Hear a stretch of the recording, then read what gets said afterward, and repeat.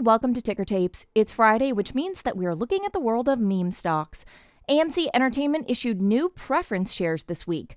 Viewers may recall that we highlighted the forthcoming issue a couple of weeks ago. At that time, meme investors seemed to be in favor of the idea, and AMC traded higher by as much as 30% on the news. However, the dust has now settled, and though ordinary shareholders received one new pref for each existing share they held in AMC Inc., many investors have woken up to the fact that the issuance of preference shares, which carry the same voting rights as ordinary shares, opens them up to the possibility of future dilution, and that the one-off preference share dividend wasn't quite the gift horse it first seemed to be.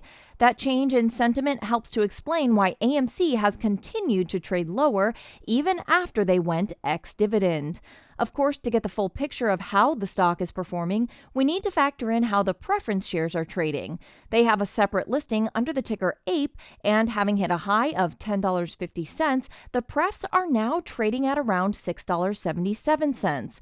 If we add that to AMC's ordinary stock price of $10, we find that in combination, they are effectively trading just under $2 below last Friday's closing price.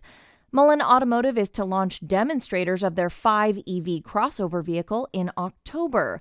The cars will then be used in a cross-country test drive that the company is calling the Strikingly Different Tour. The 5 EV is expected to have a range of 325 miles and be powered by a 120 kilowatt-hour battery pack that will deliver a 0 to 60 time of just 3.2 seconds and a top speed of 155 miles per hour.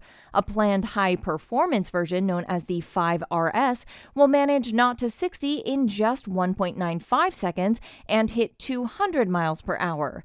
As we predicted, it was likely Bed Bath & Beyond sold off sharply after Ryan Cohen bailed out of the company. The stock fell by just over 54% last week, though it remains up by 84% over the last month.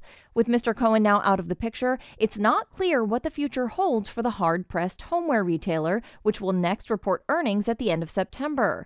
The technology meme has been in and out of favor with investors this year, and despite last week's sell-off in the NASDAQ 100, there are a few names that continue to shine. One such is Palo Alto Networks, which reported earnings after the close on Monday. The company beat earnings forecasts by 11 cents, posting $2.39 versus the street's expectation of $2.28. What's more, Palo Alto guided higher for the coming quarter and the full year, and also announced an additional $915 million share buyback and a 3-for-1 stock split that should be effective after the close on September 13th. Brokers rushed to raise their price targets for the stock, which traded more than 10.4% higher on the earnings news.